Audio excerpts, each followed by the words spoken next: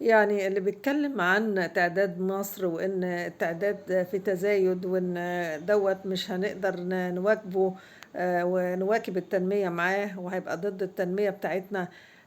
يعني لابد إن هو يضع في الحسبان إن التعداد ده شامل الناس اللي هي انطبق عليها الحصول على الجنسية المصرية، وإن هُم يعني بيخلّفوا عيال بتاخد الجنسية المصرية، ودول ناس بتخلّف يعني بأعداد كبيرة جدًا.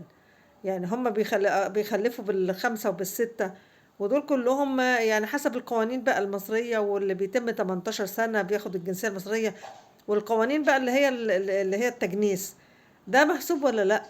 وخصوصًا إن أعداد الناس دي أصلًا اللي موجودين يعني كما يُقال يعني قُرب ال20.000.000. 20.000.000 لمّا الخلفة بتاعتهم مستمرة، ده كلّه بيتحسب برضه في التعداد المصري. وده كله برضه بيستهلك من الموارد المصرية، ده برضه بيبقى ضد التنمية في اللي مصر بتعملها، أو يعني بتأخر التنمية اللي مصر بتعملها، أو بتخلي التنمية دي ما هياش يعني جايبة نتيجة ملحوظة للشعب اللي هو الشعب المصري اللي هو المفروض يعني بيتمتع بخير بلده. المفروض يعني. تاني حاجة إن الدول بقى اللي استقرت زي سوريا، يعني أهو دلوقتي في عندهم زي ما هم بيقولوا ثورة ومبسوطين بيها وربنا يبسطهم كمان وكمان. ده إحنا مش عايزين أكتر من كده، يتبسطوا بقى ببلدهم، مش هم يتبسطوا وإحنا يتنكد علينا يعني.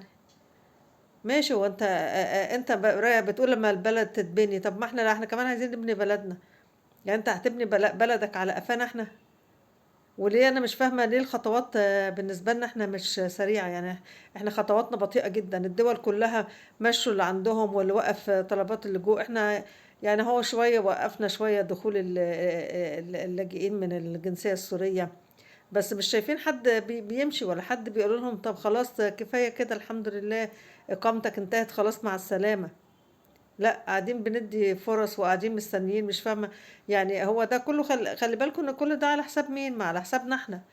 بس ما يجيش بقى يتقال لنا بقى إن أنتم سبب إن الموارد مش مكفّية، وإن التنمية مش باينة فيكم يا مصريين، عشان أنتم برضه بتستهلكوا كتير وبتخلّفوا كتير. لأ، المصريين على فكرة ما بقوش يخلّفوا، حضرتك يعني لمّا تشوفوا في السنوات كام سنة اللي فاتوا دول، هتلاقي يعني أساسًا اللي بيتجوّز بقى قليلين جدًا، ده أساسًا اللي عايز يتجوّز أساسًا.